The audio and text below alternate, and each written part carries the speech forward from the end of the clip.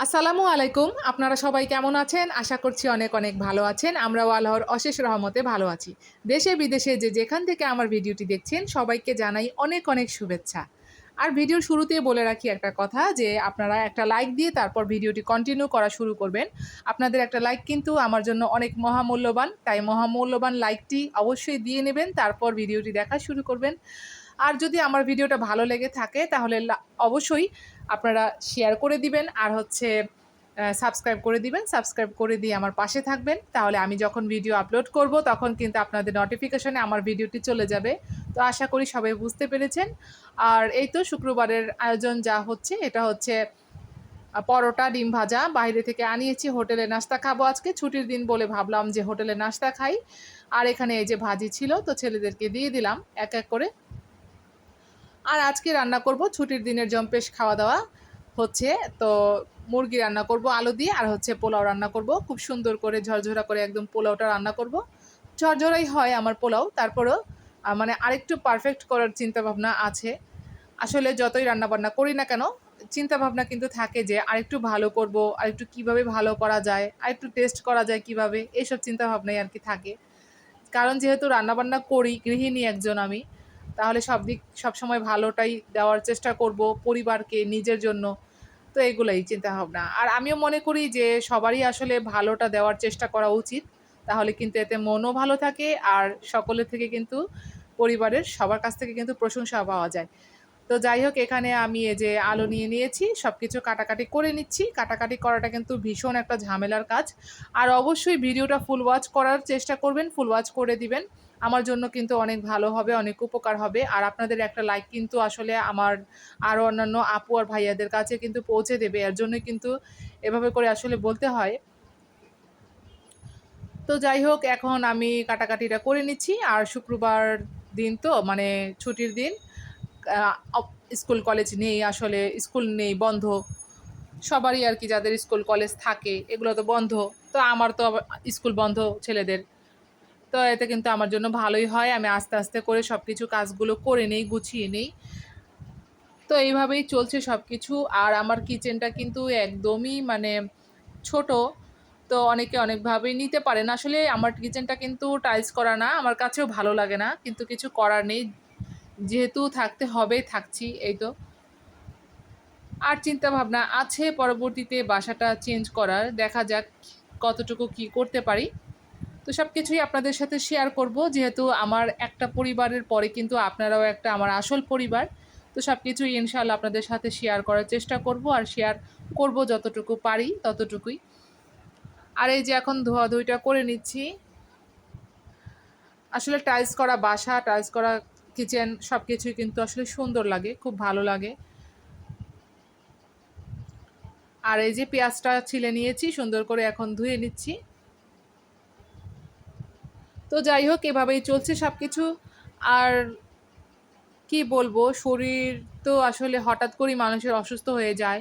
তো আমি কিন্তু অনেকদিন অসুস্থ ছিলাম। তারপরও মাঝে, মাঝে ভিডিও দিয়েছি, আবার দেওয়া হয়নি। তো অনেকটাই কিন্তু মাঝে অসুস্থ ছিলাম। তারপরে আবার এখন একটু আলহামদুলিল্লাহ সুস্থ আছি। তারপরও রক্ত স্বল্পতার সমস্যা যেটা ডাক্তার বলেছে, একদমই রক্ত খুবই মানে কম বলেছে। তো এটার জন্যই আসলে শরীর একটু অসুস্থ লাগে। তো সবাই দোয়া করবেন আমার জন্য। তারপরেও মনে উৎফুল্লতা নিয়ে কিন্তু কাজ করি। কাজ করে যেতে হবে, যেহেতু পেট আছে, পেটের জন্য কিন্তু খেতে হবে। আর বাচ্চারা আছে, পরিবার আছে, এর জন্যই কিন্তু এসব করা। আসলে আমরা দুনিয়াতে এইভাবেই আছি যে এতটুকুতেই শেষ না, আল্লাহকে তো ডাকতে হবে। আর খাওয়া-দাওয়া এগুলো তো করতে হবেই। এগুলো তো আসলে না করলে হবে না। জীবনের জন্য, পেটের জন্য আমাদেরকে রান্নাবান্না করতে হয়, খেতে হয়। তারপরে কিন্তু সবার আগে হচ্ছে আল্লাহকে ডাকা, আল্লাহকে ডাকতে হবে। তো এইভাবেই আর কি দিন যাচ্ছে। আর এই যে এখন সালাডটা মেখে নিলাম। ভাবলাম যে অনেকদিন পর এইভাবেই সালাডটা বানাই কুচি করে। আর এই যে লেবুগুলো সাজিয়ে নিলাম। হয়ে গেল আমার সালাদ বানানো কমপ্লিট।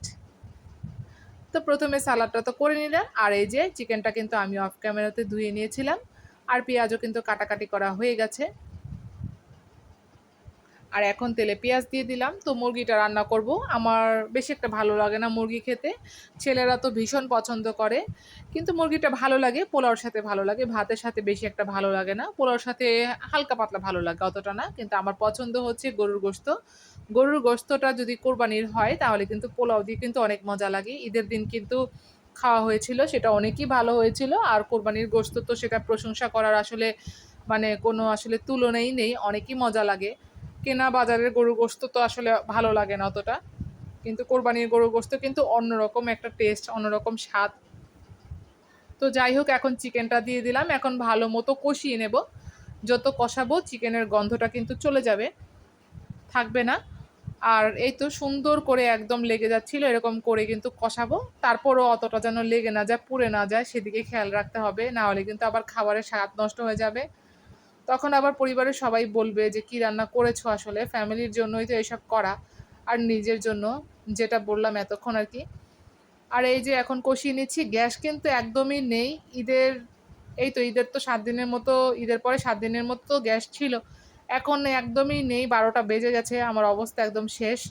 এখন আমি সিলিন্ডারের চুলাতে রান্না করছি। তো যখন গ্যাসটা একটু চলে আসবে তখন পোলাওটা রান্না করব। আর পোলাওটা তো আসলে কম গ্যাসে রান্না করা যায় না, পোলাওটা তো মানে ফুল গ্যাসে রান্না করতে হয়, নাহলে কিন্তু পোলাও মজা হবে না, আর নষ্ট হয়ে যাবে, কেমন যেন হয়ে যায়। আর এই যে পোলাওর চালটা আমি রেডি করে ফেললাম, আর এখানেই তো সব কিছু রেডি করে নিচ্ছি, গুছিয়ে নিচ্ছি, যাতে গ্যাসটা আসলেই তাড়াতাড়ি হয়ে যায় সব কিছু। আর এই যে তরকারিতে, মুরগির তরকারিতে আমি এখন কাঁচামরিচটা দিয়ে দিলাম। তো ছেলেরা তো খুবই পছন্দ করে চিকেনটা, চিকেনের কথা বললেই হলো, তারা একদম খুশিতে লাফাতে থাকে।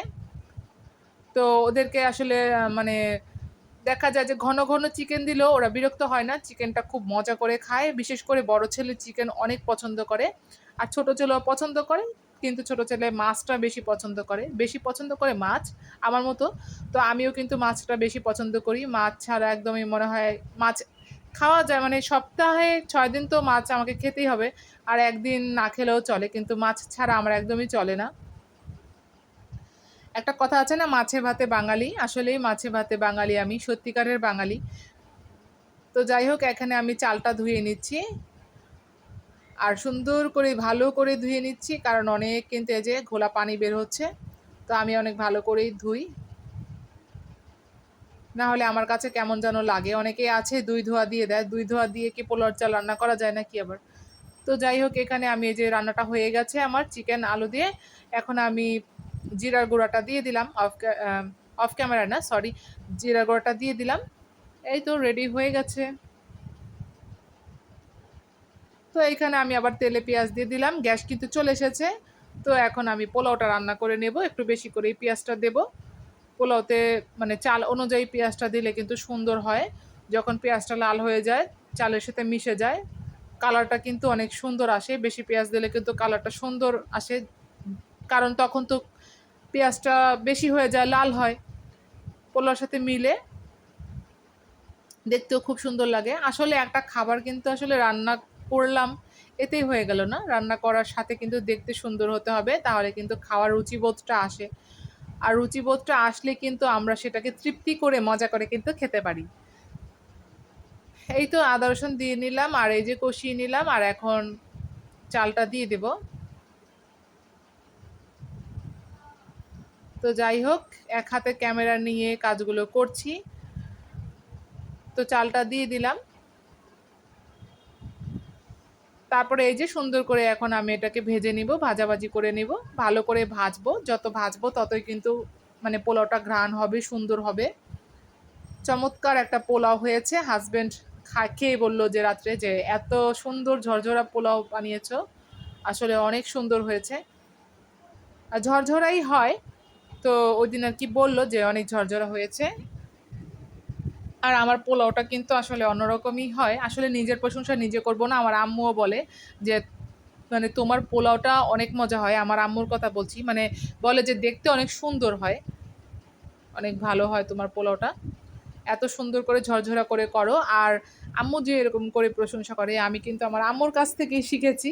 আর দেখেন আম্মুই আমাকে এগুলো বলে, তখন কিন্তু ভালোই লাগে, তখন মনে মনে ভাবি যে আরে আম্মু তুমিই তো আমাকে শিখিয়েছো, এই রান্নাটা। আর এই রান্না বলতে না, সব রান্নাই আমি, আমার যা রান্না আছে আমি সব মানে যা যা পারি রান্না সব রান্নাই কিন্তু আমি আম্মুর কাছ থেকে শিখেছি। আর হচ্ছে চিকেন রেজালা আর চিকেন রেজালা না, সরি, চিকেন রোস্ট আর হচ্ছে বিফ রেজালা যেটা, সেটা কিন্তু আম্মুর কাছ থেকে শিখিনি, সেটা না, সেটা হচ্ছে আমি ইউটিউব দেখে শিখেছি। তো আমারটা নাকি ভালো হয়, বাবুর্চি স্টাইলে হয়। তো যাই হোক, কতটুকু পারি জানি না, পরিবারের সবাই খেয়ে কিন্তু অনেক ভালো বলে। আর বড় ছেলে তো দিশেহারা হয়ে যায় যখন শুনে বিফ রেজালা বানিয়েছি বা বানাবো আর চিকেন রোস্ট করব। ঈদের সময়ই বেশি করা হয়, এমনিতেও করা হয় কম, মানে খুব আসলে স্পেশাল দিনে করি এগুলো। আর এই তো এখন আমি পানি দিয়ে দিলাম পরিমাণ মতো, আর হচ্ছে কাঁচামরিচটা দিয়ে দিলাম। আর এই যে দেখেন, আমার পোলাও রান্না কিন্তু হয়ে গেছে, অসাধারণ একটা পোলাও হয়েছে। তো একটু হলুদ হলুদ মনে হচ্ছে, কারণ এটা হচ্ছে ওই তরকারিতে দিয়েছিলাম, গরু না সরি, মুরগির তরকারিতে, তো এর জন্য খুন্তিটা লেগে গেছিলো, এর জন্য আর কি হলুদ দেখাচ্ছে। তো যাই হোক, নিজেরা খাবো, কোনো সমস্যা নেই। আর এখানে ভেবেছিলাম যে একটু যদি আসলে কালার দিলে সুন্দর লাগতো, তো কালারটা আমার কাছে নেই, ফুড কালারটা দিলে কিন্তু আসলে সুন্দর লাগে খুব। আগে কিন্তু ছোটবেলায় অনেক দেখেছি যে জর্দা কালারটা দিত পোলাওতে সবাই, বড়রা। তো তখন কিন্তু ভাবতাম যে আসলে মনে হয় না জানি খেতে কি হবে, আসলে মজা হবে, অন্যরকম পোলাও মনে হয় তো এরকম মনে হতো। তারপরে খাওয়ার পরে বুঝতে পারতাম যে না, ঠিক আছে, কিন্তু তারপরে মনে হতো কি, ছোট মানুষ তো তখন, আমি ছোট ছিলাম না তখন, মনে হতো না, একটু মনে হয় অন্যরকম পোলাও রান্না করেছে। তো আমার ফুপু রান্না করতো এভাবে, পোলাওতে জর্দা কালার দিত। তো আজকে এই পর্যন্তই থাকলো, সবাই ভালো থাকবেন, সুস্থ থাকবেন, আল্লাহ।